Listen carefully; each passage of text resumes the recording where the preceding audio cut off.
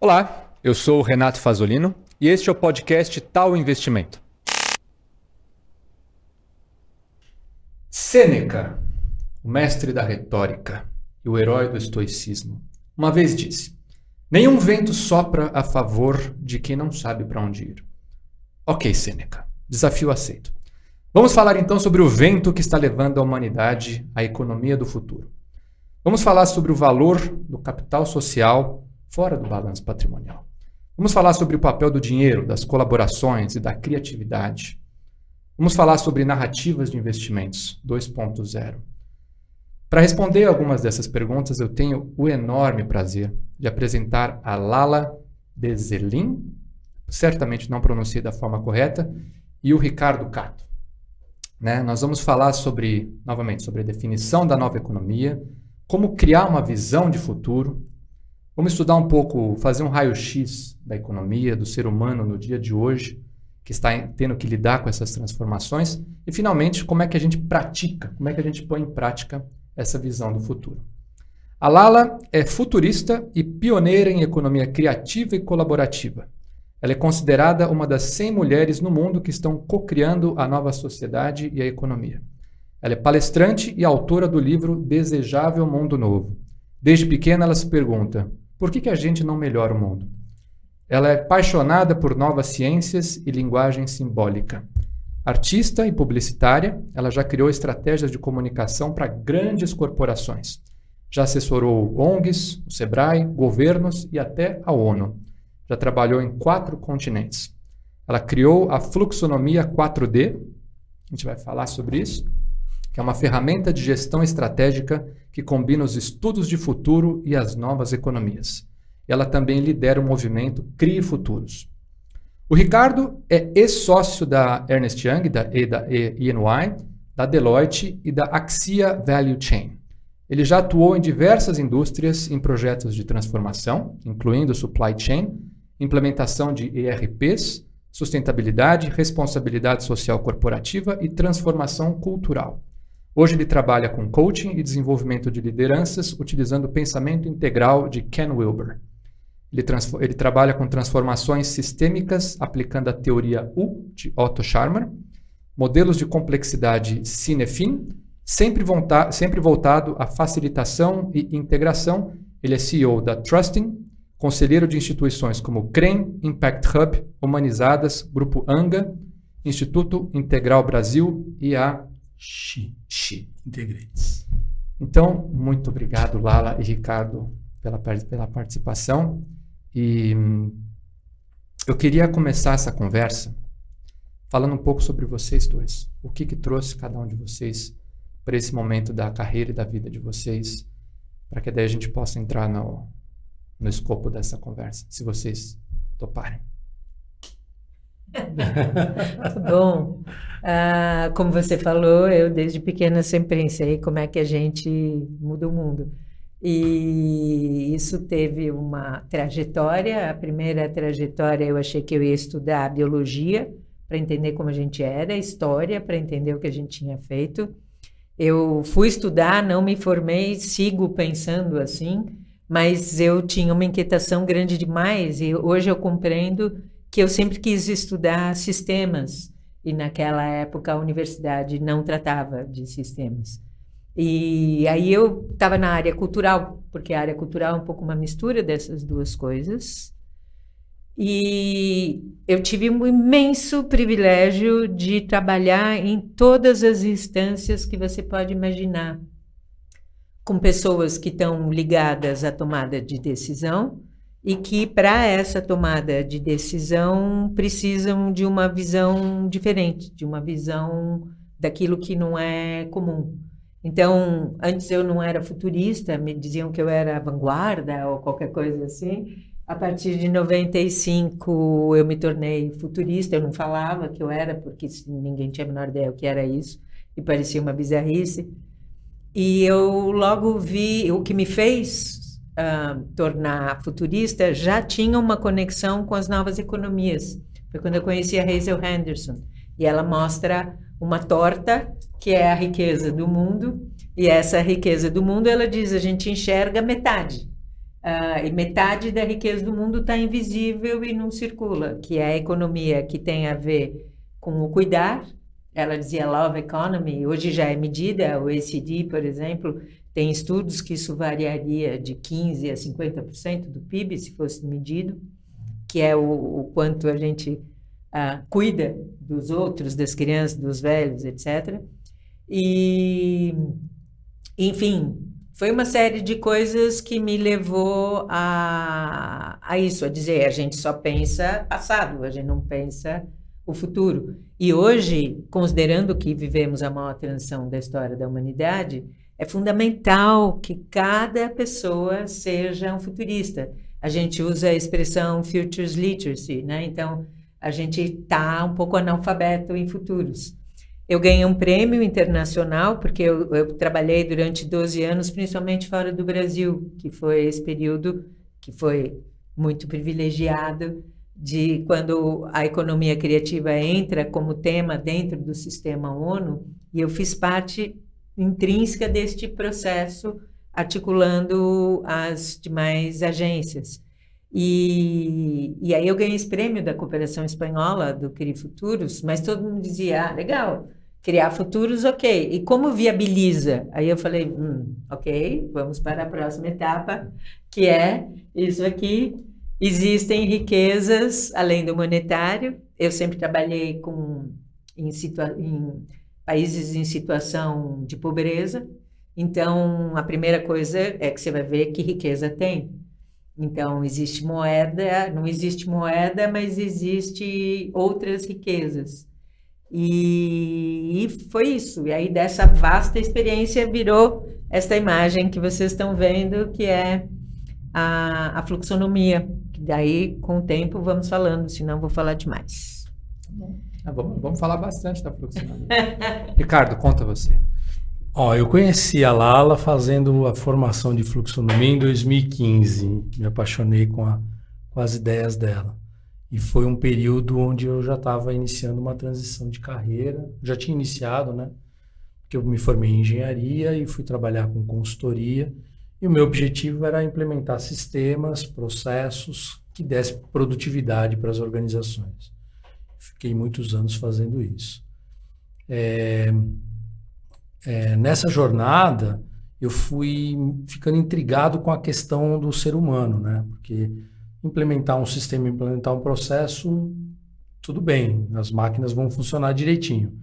Mas e o ser humano que precisa se comportar de uma outra forma, com uma outra agenda? E aí eu comecei a entender e me interessar pelo aspecto humano e fui estudar tudo que tinha de metodologia, abordagem, mais prática, né? Não tanto no conceito, na filosofia, porque embora a gente fale de teorias, são teorias aplicadas, né? Em 2012, eu comecei a trabalhar com o tema de sustentabilidade.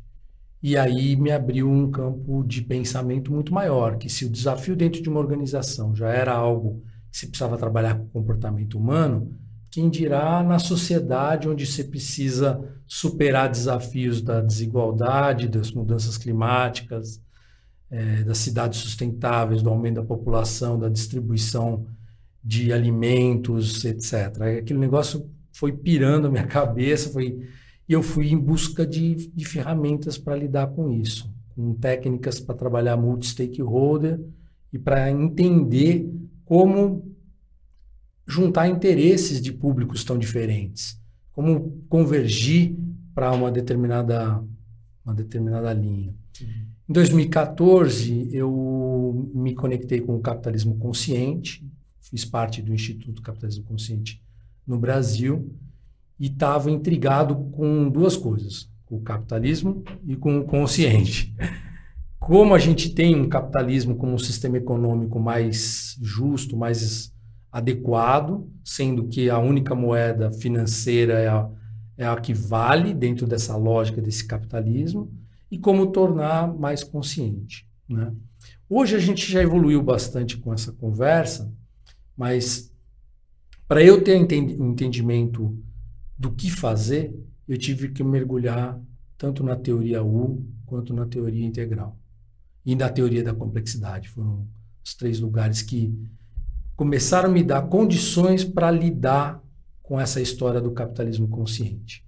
Como desenvolver consciência e como ter um capitalismo que não é só baseado no sistema financeiro, em um capital, que é o capital financeiro. Como é que a gente pode trabalhar com os outros capitais. Muito legal. E aí conecta totalmente com a fluxonomia. Quando encontrei a Lala, eu falei, bom, ela também fala a mesma coisa que eu tô pesquisando, que eu estou estudando, e daí para frente a gente começa a trocar um monte de figurinha. Muito legal. Você falou do capitalismo consciente, né? A minha área de especialidade é relações com investidores, que é uma área relativamente nova, ela tem 30 anos, uma função, né? Só que ela, historicamente falando, é uma vitrine que as empresas de capital aberto demonstram para os investidores, faturei tanto, aqui meus relatórios e tal. Então, você falou do capitalismo consciente, relações com investidores também é algo que eu me pergunto. Tanto as relações como os investidores, eu acho que essa concepção ela está expandindo. As relações no sentido de relações humanas, que é uma coisa que estava fora da equação, sempre esteve pensando em RI na forma convencional, e o investidor, o investimento no caso, o investidor também, não sendo só o investidor financeiro, aquela pessoa que põe 10 e quer retirar 15, mas os outros stakeholders, clientes, colaboradores e aí por diante, que é bem a proposta desse podcast, assim, é expandir esse conceito. Então, estou muito feliz de estar com vocês dois aqui. Vamos então começar com uma rodada de definições. Vamos começar. Você falou da fluxonomia 4D, dessas 4 economias. Explica para mim, por favor, quais são essas 4 economias? Criativa, colaborativa, compartilhada e multimoedas. Ok. Primeiro, deixa eu situar uma questão um pouco antes. Acho que é importante a gente compreender o que está acontecendo. Acho que é sobretudo para isso que servem turistas, para localizar a gente no tempo. E essa maior transição da história da humanidade, ela é real. Realmente nunca teve nada parecido. Por quê? Porque desde que a gente está em rede e desde que a gente opera no digital, é possível estar fora do tempo e do espaço. Fora do tempo e do espaço, desmaterializado, a gente começa a ter uma dinâmica que antes não existia, que é exponencial. Só que nós, o planeta e o tempo, somos lineares. E aí você fica com um desafio, que são dinâmicas exponenciais, desafios exponenciais e capacidade de resposta linear. E aí tem uma conta que não fecha. Como faz para essa conta fechar? Como faz para conseguir ser exponencial? Essa era a questão. E aí entram essas 4 economias como uma solução. Quando a gente fala dessas 4 economias, não são setores. Toda a nomenclatura é sempre muito complicado, né? Quando a gente fala de novo, rótulos, tem né? que inventar palavras, tem que... Então, normalmente, principalmente mais recentemente, se fala de novas economias como setores. Energia renovável, well-being, etc. A gente, quando se refere a essas novas economias, por exemplo, a economia criativa, mais do que setores, ela é uma forma de gerar valor a partir de intangíveis, a partir de conhecimento, de criatividade, de dados, etc. Então, os maiores negócios hoje em dia, na verdade, são negócios de economia criativa. Quando, muitos anos atrás, no começo dos anos 2000, eu falava, o negócio do futuro, que é realmente o grande negócio, é um negócio que é desmaterializado em rede, que é produzido por cada indivíduo, etc. Eu não tinha um nome para o que seria, mas eu falava e todo mundo ficava assim, não estou entendendo. E agora dá para entender o que é isso. Isso é economia criativa. Economia criativa, você gera valor a partir do como você faz e, preferentemente, aproveitando a desmaterialização. Porque o tangível se esgota com o uso e o intangível, quanto mais você divide, mais tem. Sim. A segunda dinâmica é a economia compartilhada. Eu enxerguei essas dinâmicas porque, desde muito tempo, eu percebi que para poder realmente ter uma visão sistêmica, você teria que considerar todas as visões, todas as dimensões. E o triple bottom line deixava de fora uma muito importante, que é a cultural, que está ligada à economia criativa. A ambiental, que é de estrutura, suporte, ela está ligada não só à natureza, mas também a tudo que é feito pelo homem, seja físico ou virtual. A dinâmica que consegue ser exponencial ao lidar com infraestrutura é o compartilhamento. A gente já conhece isso, Uber, Airbnb. Você compartilha excedentes e com isso você consegue ser exponencial.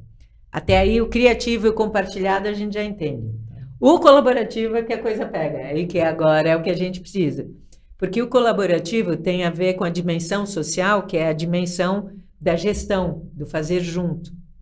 Então, uma das poucas coisas que realmente é economia colaborativa é a Wikipédia, ou os CAPTCHAs, onde você tem o uso da tecnologia para muitas pessoas produzindo em rede e orquestrando. Algoritmos também de blockchain. Algoritmos, etc. Tudo que está começando a surgir, as DAOs, etc., são já... Então, são modelos de gestão que usam também o distribuído. Tá.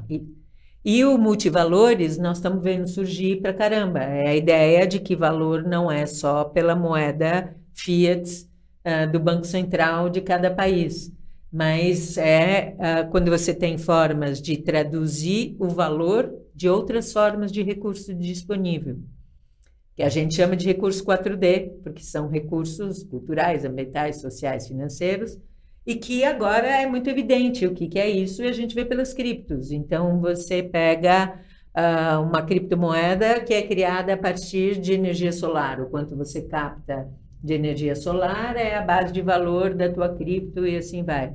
Então, essa tendência é, como você é o tal, a gente vai realmente viver uma economia tal. Isto é o que vai ser os próximos anos, já está começando, onde você vai ter moedas centrais e, além disso, essa diversidade de outras moedas.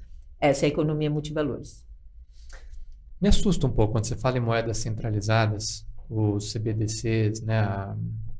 Eu fico muito curioso para saber como é que vai ser essa... Moedas descentralizadas? A reconciliação... Não, as centralizadas. A reconciliação entre moedas centralizadas. Como é que você consegue viver com finanças descentralizadas, com dinheiro descentralizado em uma economia centralizada? Por exemplo, como é que você conseguiria... Uma China trabalhar com uma moeda, bloco, uma cripto, por exemplo. Tem um cara fascinante que... Daqui a pouco eu te conto. Tá bom, tá bom. Porque senão vou ficar falando demais. Vamos guardar essa para daqui a pouquinho. Tá bom. Mas então falando de ser humano, né? Nessa transição, o que está motivando os seres humanos a buscarem outras formas de dinheiro, outras formas de colaborar?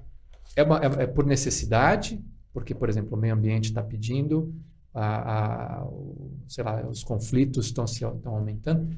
Quais são as motivações humanas por trás dessa transição planetária, civilizacional que a gente está passando? Então, vou me apoiar na teoria integral do Ken Wilber, na espiral dinâmica, nas definições de estágios de consciência.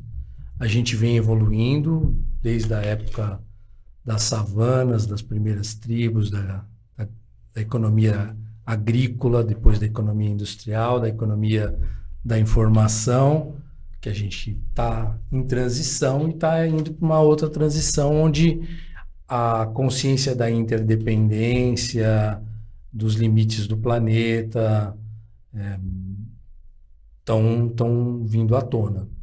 Infelizmente, a gente está num estágio onde nós temos, dentro da população, pessoas vivendo em estágios de consciência totalmente diferentes. A gente tem gente ainda vivendo simplesmente numa tribo primitiva, não que isso seja errado, ou que seja, mas com um determinado grau de condições de algumas coisas, e às vezes com mais consciência ecológica do que quem está vivendo às vezes não, com certeza, muito mais consciência ecológica do que quem está vivendo na cidade.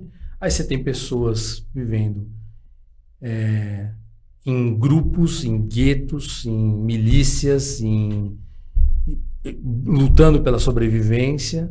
Você tem grupos mais organizados que são, por exemplo, as religiões, os exércitos, que trabalham com ordem, desenvolvimento hierárquico das coisas. Depois você tem o que a gente chama de mercado, que é essa que vem do pós-iluminismo, que é produção de ciência, produção de bens materiais, de crescimento, de desenvolvimento econômico, meritocracias. Depois você veio um outro estágio de direitos humanos, minorias, feminismo, ambientalismo, mais consciência ecológica, e a gente está entrando num limiar de uma segunda camada de nível de consciência, que tem aí as organizações TIL, Crianças Cristais. Você tem uma evolução de nível de consciência acontecendo na sociedade. Sim. E a gente está com todas essas cores presentes hoje. A gente tem gente vivendo em cada um desses estágios dentro dos seus respectivos contextos. Então essas eram as cores lá da teoria integral. Essas são as cores da teoria. Não tinha entendido. Agora eu entendi. Essas são as cores. Então, a partir daí, o que acontece? Voltando aqui para a tua pergunta, né? O desenvolvimento está acontecendo e o digital está catapultando a gente para um movimento mais forte ainda. Pandemia está fazendo a mesma coisa, está fazendo uma pivotagem do que a gente está acontecendo. Mas a gente, como sociedade, a gente tem que trazer mais gente para esse ambiente, porque ainda temos pessoas com situações de sobrevivência, né? A pandemia teve muita gente que se beneficiou com o home office, que criou qualidade de vida, etc, e tal, mas teve muita gente que o mapa da fome aumentou, mortalidade infantil aumentou. Então você tem questões sociais importantes para serem tratadas. Então, do mesmo jeito que a gente vê um avanço muito grande em algumas coisas, a gente ainda não consegue trazer todos esses avanços para incluir todo mundo nessa equação. Aqui é que tem talvez o principal desafio, né?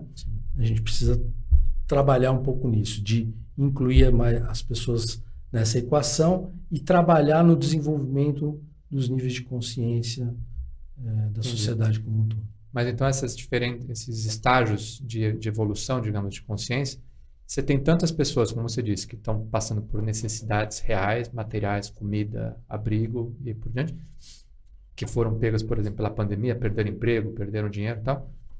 Mas você vê também pessoas que têm abundância financeira, têm recursos, trabalham em grandes bancos, grandes corporações, mas continuam com o jeito antigo de pensar, que o jeito que é mais direcionado ao capital, né? Assim, ao capital financeiro de investimento, retorno, lucro. Se está matando tartaruga, não é problema. Né? E eu acho que esse é um arquétipo, um perfil, um tipo de pessoa que está sofrendo em silêncio, porque eu acho que é difícil admitir de perceber, meu Deus, está mudando o mundo. Ai, ferrou, né? Mas que nessa transição, eu acho que vão ser as pessoas que mais vão precisar de ajuda, porque vão ter mais dificuldade de se adaptar a um determinado novo paradigma. Sim. Essa é a minha impressão. É lindo dos níveis de consciência que eles são uma leitura muito interessante, porque não tem nada a ver com o nível socioeconômico, nem com o nível de letramento. Você pode ter um pós-doc, né, sei lá, PhD, a enésima potência, que ainda está num nível de desenvolvimento. Ou alguém com muito dinheiro, e você pode ter o contrário, alguém com pouco dinheiro e alto nível de consciência. É uma outra ótica que é muito interessante, né? Que é fascinante desse trabalho. Sim. Eu estudei programação neurolinguística, quando eu estava morando fora. E era muito, marcou muito aquilo, né? Você tem o estado desejado, né? Que acho que de certa forma pode ser considerado como o futuro. Primeiro você começa definindo esse, para daí você falar, bom, está definido esse estado desejado. Em detalhes, né? Para daí você, identificado isso, você falar, então tá, onde eu estou, então, que é o meu estado presente, para daí você poder criar a ponte pelo menos de acordo com a PNL. Então, nessa construção desse estado desejado, qual que é o papel da simbologia, da arte, da linguagem, para conceptualizar aquilo que eu vou buscar? Tá. Vou te responder duas coisas, então, pode ser? Pode. A resposta da Que ficou anterior, faltando, tá? e aí eu emendo. Bom, em relação à pergunta sobre integração de economias, primeiro é importante a gente saber que moedas únicas, moedas centrais, etc., são muito recentes na história da humanidade. Elas têm 400 anos. E todo o resto da história econômica... Veja bem, eu não sou economista, eu estudo o valor e a riqueza de abundância em geral, não só de moeda. Então, o meu linguajar, claramente, não é um linguajar de economista, mas sempre estudei valor. E o que acontece é que, muito recentemente, teve essa centralização. E antes sempre existiram muitas moedas, e agora a gente está voltando a isso. Tem um cara que eu recomendo conhecer, todo mundo, assim, é um cara fenomenal, infelizmente ele morreu em 19, é um belga chamado Bernard Lietaer, Lietaer, e ele é o maior especialista mundial em economias. E é muito interessante porque ele tem, e sempre a hipótese dele foi que só haveria equilíbrio, porque a gente vive de crise em crise, e isso por séculos, sempre, não é recente, se houvessem economias complementares. E ele mesmo é aquilo que ele defende, porque ele foi um dos criadores do euro, ele foi diretor do Banco Central da Suíça, ele teve um fundo de hedge e, ao mesmo tempo, o maior estudioso de todas as moedas de Bali, daqui, dali. E aí ele falou, engraçado, tem uma coisa aqui que parece um yin yang. Então, ele disse, isso aqui só vai ter equilíbrio quando tiver as duas. Porque uma é eficiente, porém instável, sempre vai ter crise, que é a centralizada. E a outra é resiliente, menos sujeita à instabilidade, mas pouco eficiente, que são as moedas locais, as moedas baseadas em ativos culturais ou físicos, etc. Ou seja, não são moedas fiat, nem moedas resultantes de produtos financeiros, elas são lastreadas em recursos. E aí ele disse, mas será que é isso mesmo? Então, ele seguiu com um estudo com outros dois estudiosos de sistemas, a Sally, não vou lembrar o nome dela, que é pesquisadora de sistemas em geral, e um outro que era de sistemas biológicos e físicos, e depois de 30 anos, ele chega à conclusão e ele diz, eu tenho a impressão que isso nos próximos anos vai virar uma lei, como a lei da gravidade, que é um sistema só tem uma área de sustentabilidade quando ele mistura o tal, quando ele tem um pouco de cada natureza, do centralizado e distribuído, etc. Então, isso é muito importante da gente saber, porque a nossa história inteirinha, todos os milênios da nossa história, são milênios de ou, né? Onde a gente vai para um sistema ou o outro. E claramente a resposta não está aí, porque se tivesse, a gente já teria encontrado. E a resposta está no e. E agora a gente sabe o suficiente sobre isso, e agora a gente tem recurso, conhecimento, etc., para conseguir essa mescla, para parar de opor coisas e trabalhar com a palavra linda que é o complementar e não o oposto. Porque, na verdade, as coisas, isso é a essência do tal, as coisas não são opostas, são complementares. E aí, como faz? Por exemplo, então tá bom, nós vamos construir outra política, outra economia, outro jeito de estar no mundo, que é mais colaborativo do que competitivo, etc. Nós não temos isso. Não faz parte da nossa formação, da nossa educação, do nosso repertório. Não está pronto na estrutura. Né? E aí o passo anterior da estrutura é a imaginação, porque você só vai realizar aquilo que você imagina.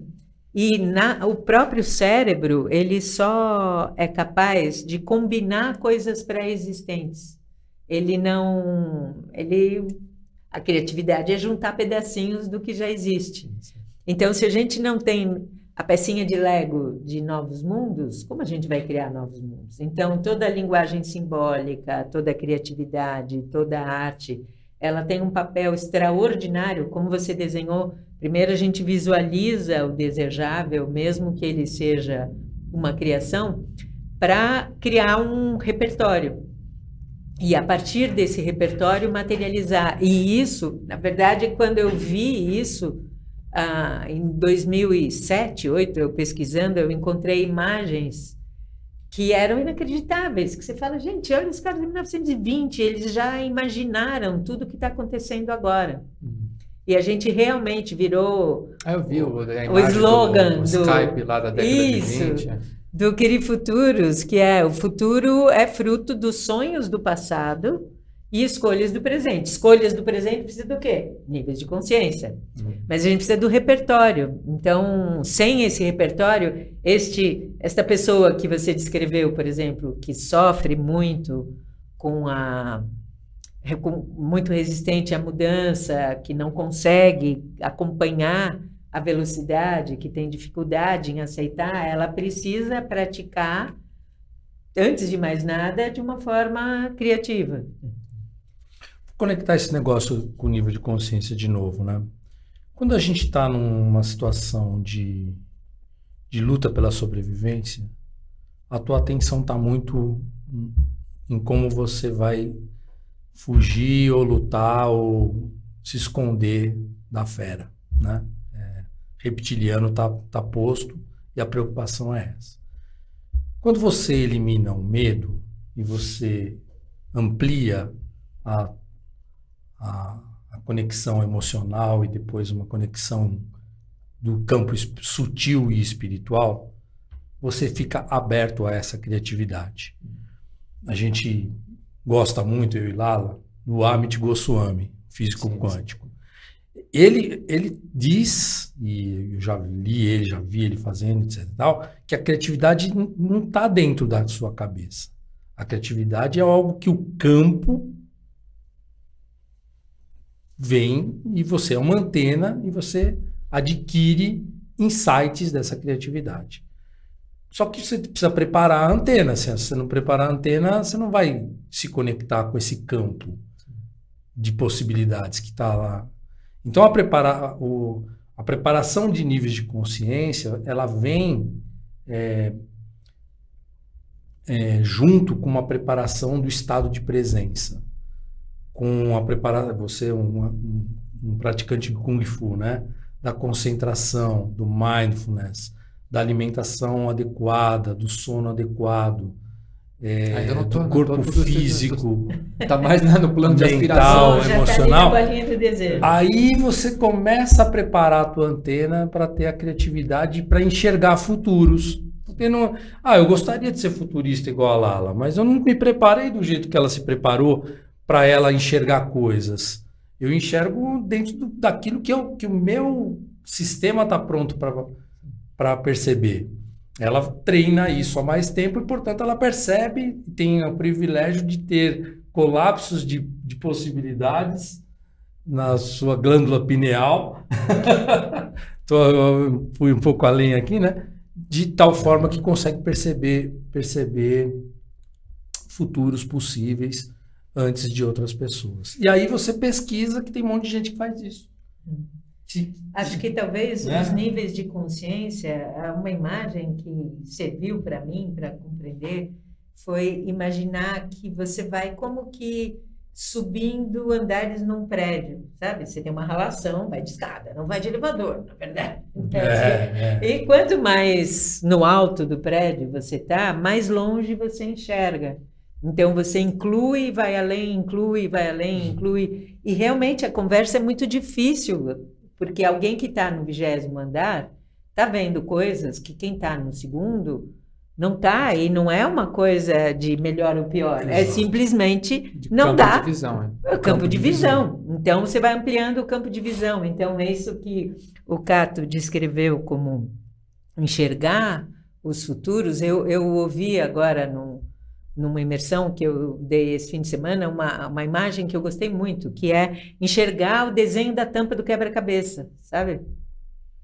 Porque o desenho na tampa do quebra-cabeça tem o desenho. Então, aqueles milhares de pecinhas juntos. Então, você vai criando uma habilidade de enxergar as peças, de juntar as pecinhas e enxergar o desenho da tampa do quebra-cabeça. Você, evidentemente, não é todas as pecinhas, porém, você enxerga como elas podem se encaixar, que tipo de desenho tem lá. Isso é um treino mesmo, de ver pedacinhos soltos e enxergar o desenho da tampa da caixa. Por que isso é relevante para a economia e para o sistema capitalismo? A economia não é um sistema natural. Não é como a chuva que cai, está caindo uma chuva agora, vai fazer uma poça, amanhã vai sair o sol, vai evaporar a água, vai formar nuvens de novo e daqui a algum tempo vai chover em outro lugar. A economia foi criada pelo pensamento humano. Assim. O sistema econômico de ter bancos, de ter moedas, de ter trocas, de ter... Está ligado ao tempo e espaço, né? Está ligado ao tempo e espaço, mas é do pensamento humano. Sim. Então, o que acontece? Eu gosto da analogia que o Otto Scharmer faz na teoria 1. A gente constrói estruturas e a estrutura econômica a partir do nível de pensamento que a gente tem. E o nível de pensamento que a gente tem é construído a partir da conexão com a fonte espiritual onde você está. Se a gente muda essa transição, a gente pensa diferente. Se a gente pensa diferente, a gente cria estruturas diferentes. Se a gente cria estruturas diferentes, o sistema econômico é outro e os benefícios são outros. É uma longa jornada, mas é o que está embaixo da água. Ele tem uma figura muito legal do iceberg. O que a gente vê fora da água são as disfunções do sistema econômico hoje. Desigualdade, 1% da população tendo a riqueza de 99%, uma desconexão com a natureza, a gente usando os recursos naturais numa velocidade 1,5 vezes a capacidade do planeta de se regenerar, uma desconexão do humano com outro humano. Suicídios, mortes em massas, depressão, doença porque é uma desconexão a partir de um sistema que foi criado pelo nosso nível de pensamento. Então, quando a gente fala vamos fazer desenvolvimento de níveis de consciência, vamos trabalhar esses níveis de pensamento para que a gente consiga construir sistemas que dê conta de resolver essas disfunções que a gente está sofrendo hoje. Quando você fala de pensamento, né, para ficar claro, a coisa da mente, né, e quando você está lá, você está no palco, ou quando você está dando soco lá em tronco de árvore, não importa o tempo. Vamos explorar. Não importa a mente, né? Não importa a mente no sentido de, será que a conta que eu preciso pagar amanhã, eu vou fazer uma apresentação? Não, você tá ali, você está olhando para lá, ou quando você está no palco, você não pode, meu Deus, a fatura, o boleto. Não, senão você não está interpretando, né? Então, tá havendo, eu imagino, tem um pouco até a ver com que é aí que tá, quando mistura política que o negócio fica complicado, né? Heidegger, né, falava do Dasein, né, que inclusive é onde se apoia o Dugin lá, que está assessorando Putin, uma transição para um novo tipo de política. Mas acho que até para não polemizar o negócio, o conceito do tempo é daí que eu acho que surge a fonte da abundância. A fonte é o tempo no sentido não tempo linear, mas você tirar o tempo da forma linear e ficar realmente presente. Porque é dessa presença que surge a criatividade, é dessa presença que surge o foco, ou que surge essa possibilidade de se conectar com algo que está além do seu campo mental, das suas concepções, crenças já pré-concebidas. Então, o tempo, eu imagino que é o grande ativo da história. Que na hora em que você consegue tirar a sua mente da equação, é quando você, como eu falei, se conecta com essa abundância. Faz sentido o que eu estou falando para vocês? Posso trazer uma metáfora que talvez ajude nesse ponto? Adoro essa metáfora do Otto Scharmer. O Otto conta que a família dele foi por muitos anos, cultivava em fazendas biodinâmicas na Alemanha. Mais de 300 anos da família. E era comum, né, o pai dele, o avô dele, levar ele quando criança para o meio da fazenda para mexer na terra. E ele mexe na terra e ele aprendeu ali que precisava cavocar um pouquinho a terra para entender se aquela terra é boa, se ela está cheia de nutrientes, tem água suficiente, etc. Tal, porque qualquer semente que você jogar numa terra que está daquele tipo, ela vai... Você pode jogar a melhor semente do mundo, se ela estiver árida, ela vai morrer. Se jogar uma semente razoável e a terra tiver nutriente suficiente, ela vai florescer. E ele faz uma metáfora disso para o campo social onde a gente vive. A terra representa as conversas que a gente tem, as narrativas que a gente constrói. Então, eu uso a palavra pensamento, mas na intersubjetividade, nas narrativas que a gente constrói, é como se fosse a terra de um campo arado. Está ligado às conexões humanas, está ligado ao vínculo, né, ao elo. Se você tiver essas narrativas, você tem uma terra boa. Mesmo assim, como é que conecta com o tempo? Você joga a semente, cuida dessa terra, mas tem um tempo natural para aquela semente germinar, se transformar numa árvore e dar um fruto. Tem um tempo natural das coisas, mas tem que cuidar da terra, que é o campo social. Hoje a gente tem um problema no campo social, porque a gente não está nutrindo o campo social. As conversas que nós temos são conversas de debate, a gente usa termos militares ainda, de confronto, de luta, de oponente. Não é o processo político, não é um processo político, por exemplo, não existe assim um diálogo para a gente construir uma terceira opção que é melhor do que as duas. Existe uma guerra para destruir o seu adversário. Entende? E aí, este campo social não floresce nada. Ele é árido, ele não vai florescer. Porque ele não tem nutrientes ali. Não tem uma nutrição de ideias. Ó, eu tenho uma ideia aqui mais à direita, eu tenho uma ideia mais à esquerda, e aí eu vou combinando essas ideias, vamos ver o que com consentimento, não com consenso, com consentimento eu consigo... isso é o mínimo necessário para a gente dar mais um passo. Vamos pôr essa semente nessa terra e vamos construir... Então, o campo social... são as narrativas que a gente cria. E as narrativas, hoje é perigosíssimo tudo que está acontecendo, de fake news, etc. e tal, porque a gente está deixando as narrativas tão soltas. Estão totalmente soltas. Não existe um trabalho de ajustar narrativas, de aproximar narrativas. Essa integração, né? A ideia do complemento.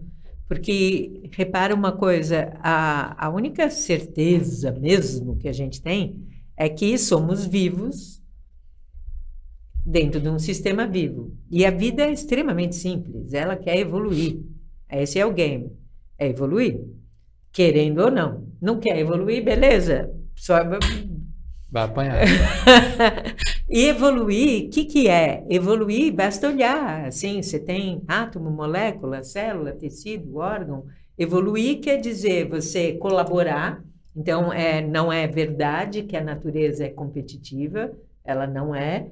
Ela é colaborativa na própria essência, cada célula é feita de uma colaboração de coisas que antes eram vários micro-organismos que se organizaram assim, e ela colabora em níveis de organização crescente.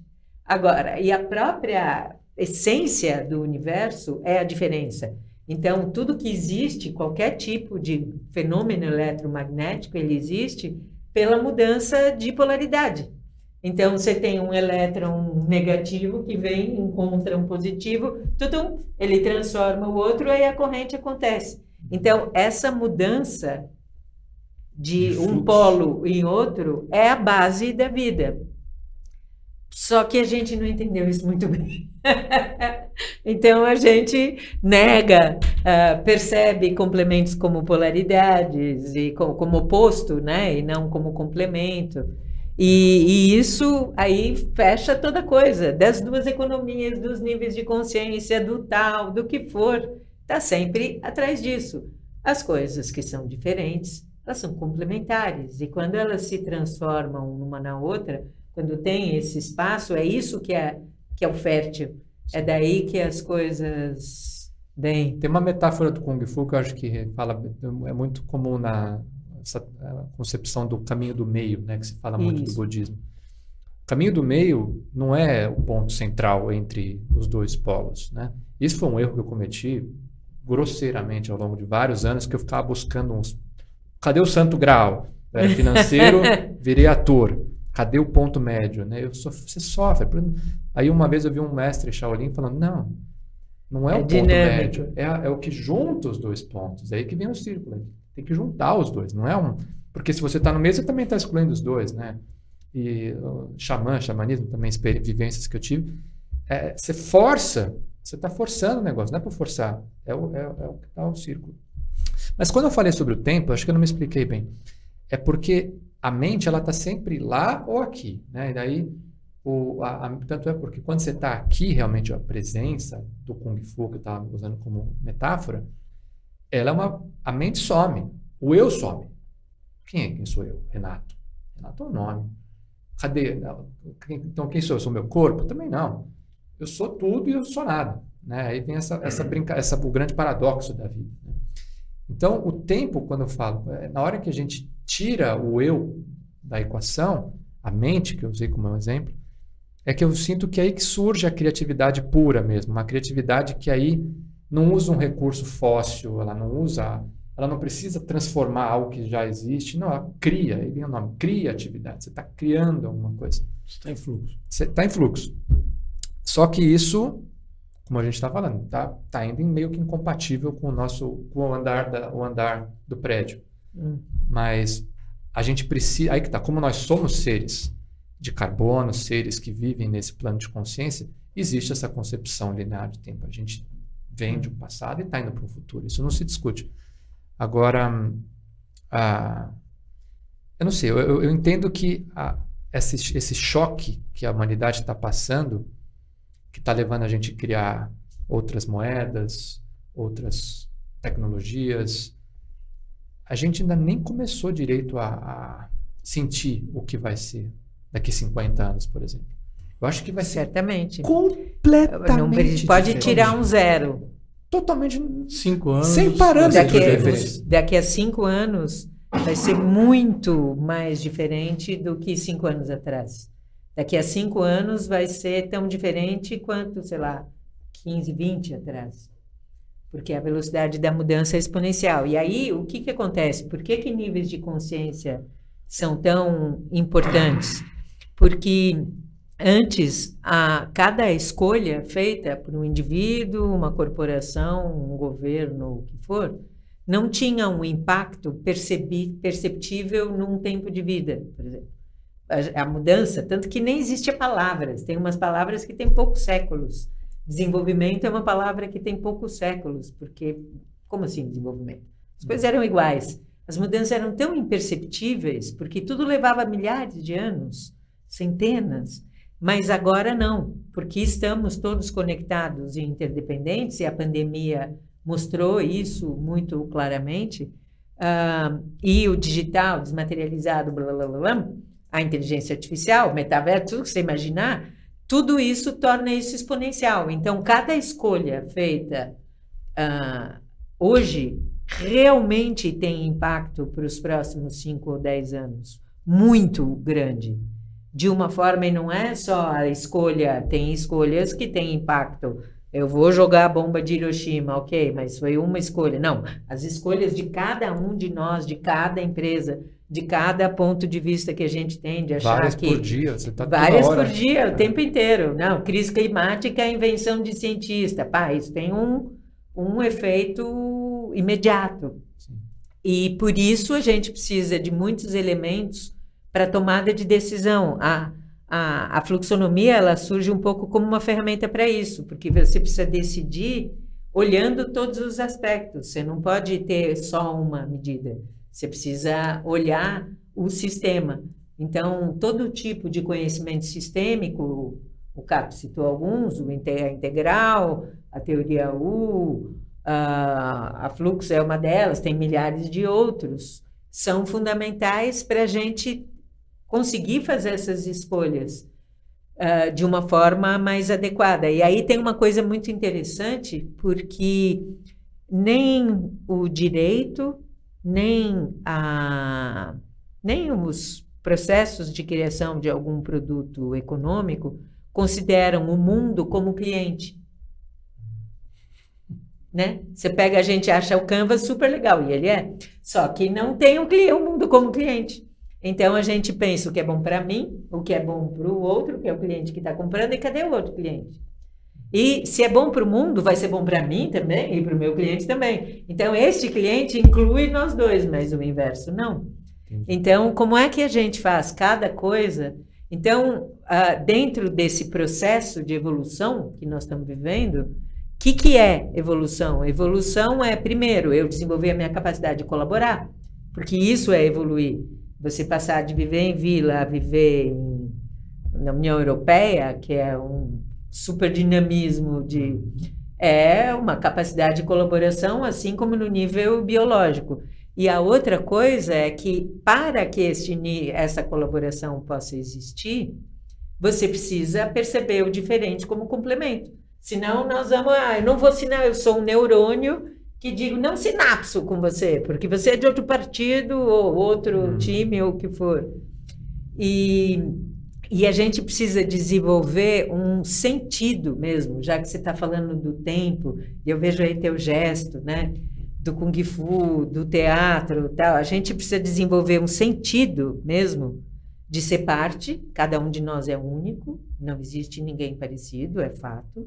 Ao mesmo tempo, nós somos todos, nós somos parte de um corpo, e eu não posso fazer só. E esse sentido, a gente ainda não tem. Então, a gente para em fila dupla, a gente não entende, não enxerga a filinha ali, a gente não enxerga o todo. Ninguém nos preparou para isso, assim como não preparou para colaborar.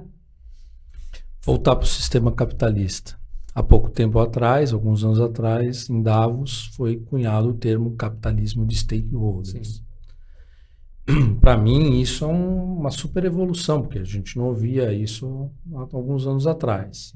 E o que ela provoca? Ela provoca que quem está cuidando de negócios ouça a perspectiva dos seus stakeholders. Deixe de só considerar o shareholder e olhe sistemicamente para todas as partes interessadas do sistema. Isso, ao longo do tempo, vai ampliar o nível de consciência de quem comanda as organizações, de que todos os stakeholders são importantes. Eu acho uma pena que isso aconteça muito fortemente só na crise, na porrada mesmo. Na porrada. Né? Isso é uma coisa. E também tem um foco para negócios. Às vezes para terceiro setor, segundo setor, primeiro setor, né? O governo. A gente não está falando da evolução de consciência das organizações governamentais. A gente não está falando do desenvolvimento de consciência das organizações do terceiro setor. A gente fala muito do capital privado, das empresas privadas, e a gente não fala disso. Esses caras têm que entrar nessa equação. Você está falando do setor 2,5? Estou falando do setor... Seja qual for seja o setor, for. todo mundo... Às vezes tem um que diz, não, eu já entendi tudo, você que ainda não. Você que ainda não. Que em vez da gente dizer, não, nenhum de nós entendeu tudo. Você entendeu o quê? Eu entendi este pedacinho. É tipo assim, eu sou órgão público, eu já cuido do coletivo, porque eu trabalho no público. Você que é um capitalista selvagem que está querendo extrair, explorar aqui. Só que você olha, ele está disfuncional, ele não está... Perdeu a serviço do quê? Sim, sim. Se você olhar muitos órgãos públicos, não vou generalizar, mas muitos, eles estão operando para a autossobrevivência. Eles estão no nível de consciência lá atrás, porque para aquilo que ele foi criado para servir alguma coisa, já não está mais servindo. Entendeu? Terceiro setor, muitas ONGs, mesma coisa.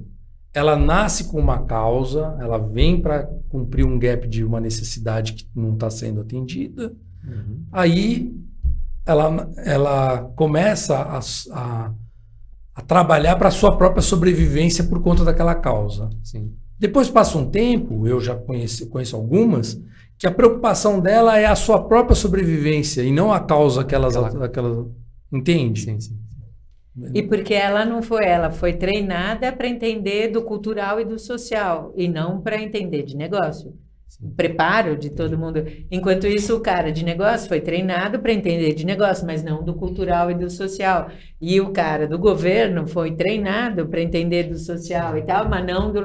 Ou seja, só quando você consegue enxergar o todo, todas as perspectivas, cada um dos da diversos sua perspectiva, stakeholders, né? E falar que todas as perspectivas estão parcialmente certas. Que isso é lindo, que o Ken Wilber diz. Todas são parcialmente certas, mas incompletas. Todas elas são certas, mas incompletas.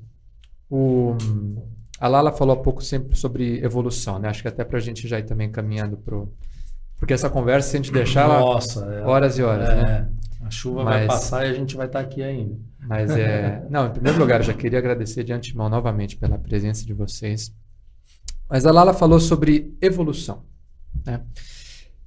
Pensando então em capital social, eu sou contador de formação, né? Então, com capital social foi uma das primeiras coisas que eu aprendi na faculdade. Aula 1, o japonesinho lá, capital social é a primeira rubrica lá do balanço. Você abriu uma empresa, você tem duas rubricas: capital social, patrimônio líquido, contra caixa, contra algum ativo e por aí.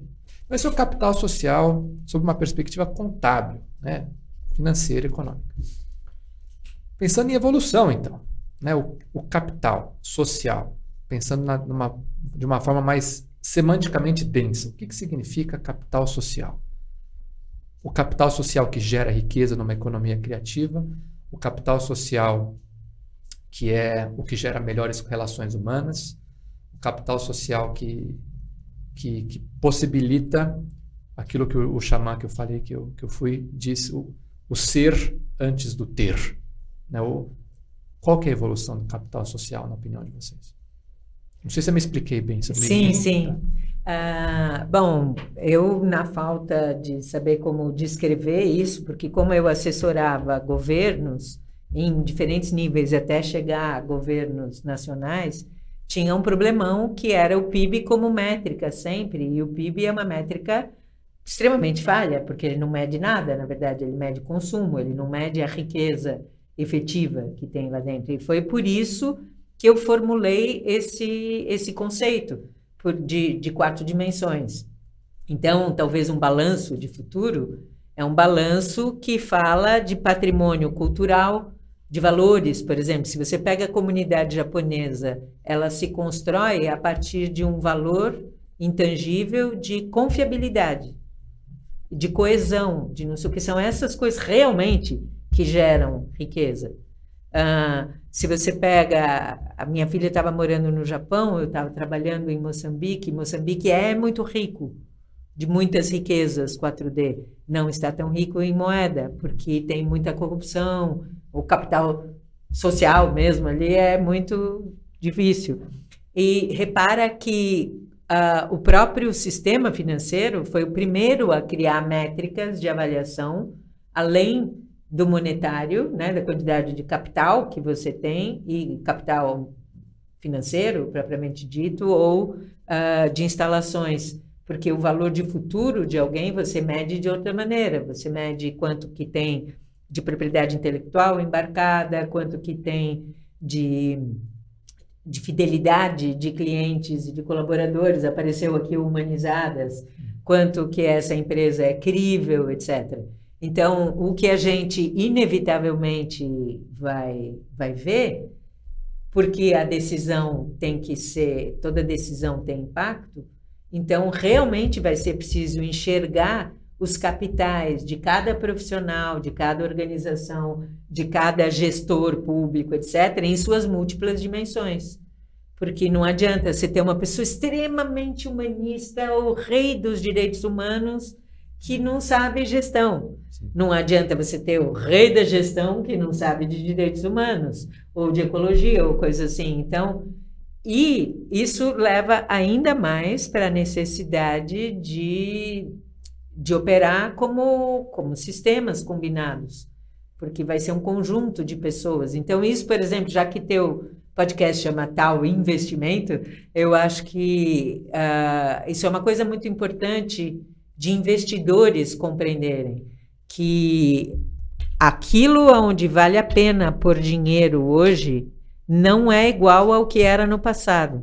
E se as tuas métricas são as mesmas de o que dá resultado, cuidado, porque isso não vai seguir dando resultado em médio prazo. Então, veja quem é mais humanizado, quem é mais colaborativo, quem é mais ecológico, quem é mais, a gente diria, em fluxonomia 4D. E, sobretudo, isso é super interessante em investimento, porque, por isso acho que eu fui me atrever a esse campo aí de novas economias com a coisa do futuro, porque é uma área que precisa apertar mais o refresh, sabe? Tá botando dinheiro em coisas que não vão fazer sentido no futuro, que não estão ali no desenho daquela tampa do quebra-cabeça, do conjunto de coisas que são o futuro. E para você conseguir enxergar a tampa do quebra-cabeça, enxergar o desenho do futuro, você precisa ter essas lentes que veem simultaneamente tudo isso. Elas não podem só ver números, elas não podem só ver o ambiente, elas não podem só ver as normas, elas não podem só ver pessoas, elas têm que ver tudo junto. Ainda mais porque a etimologia, a definição básica de investimento, perdão, voltando para a forma clássica, é você colocar um ativo aqui para daí você depois retirar um outro ativo. Então, se as decisões de colocar um ativo aqui forem tomadas com base nos conceitos antigos, é o que você falou, esse retorno está ferrado. Então, mas acho que essa provocação, pegando o gancho aqui que a Lala falou, né? Quando a gente confunde capital financeiro com economia, a gente está cometendo um erro crasso. A economia é muito mais do que o capital financeiro. O capital financeiro é um dos capitais de uma economia. Você tem o capital natural, o capital dos ativos manufaturados, capital intelectual, capital social, capital reputacional. Às vezes uma organização, startups hoje, você pode pôr, tem algumas startups que você põe dinheiro e não é isso que ele precisa. Ele precisa do seu capital reputacional e do seu capital social. De relações, por exemplo. De relações. Indicações. Porque às vezes você abre a porta para aquela startup, para ela entrar num negócio A, B ou C, você viabiliza ela. Que é o Lego, a peça do quebra-cabeça. Encaixa perfeitamente e abre uma outra rede. E se você colocar dinheiro, ele não sabe o que fazer com o dinheiro, porque ele não precisa disso, ele precisa de um cliente. Sim. Que viabilize o produto, que teste o produto, que ajude a aprimorar o produto, ele precisa de um cliente. E aí você precisa viabilizar um cliente que topa aquela situação de ser o early adopter daquela tecnologia, alguma coisa desse tipo. Então, são outros capitais que você está investindo. Então, na hora de falar de investimento, não é só o capital financeiro com o retorno do capital financeiro, é quais são as trocas de capitais que eu tenho. Muito legal. Posso estar investindo no capital financeiro e meu capital intelectual em gestão para ajudar uma organização. Então, eu ponho dinheiro e ponho meu capital de gestão. Eu ponho meu capital de relacionamento. Eu vou abrir portas para essa empresa conseguir entrar em alguns mercados que ela sozinha não teria conseguido. Então, aportei capital social. E o que eu vou extrair de volta? Eu posso aprender alguma coisa com essa empresa e ampliar meu capital intelectual. Eu posso, através dela, ampliar meu capital social de relacionamento. Né? Conhecendo a Lala, eu amplio meu capital social. Ela conhece tanta gente que eu, conhecendo ela, eu amplio meu capital social. Porque ela me apresenta para pessoas que eu não conheceria sozinho. Você entende? Então, as trocas o equilíbrio das trocas de capital é uma nova economia que está emergindo. Sim. Onde o financeiro é uma destas.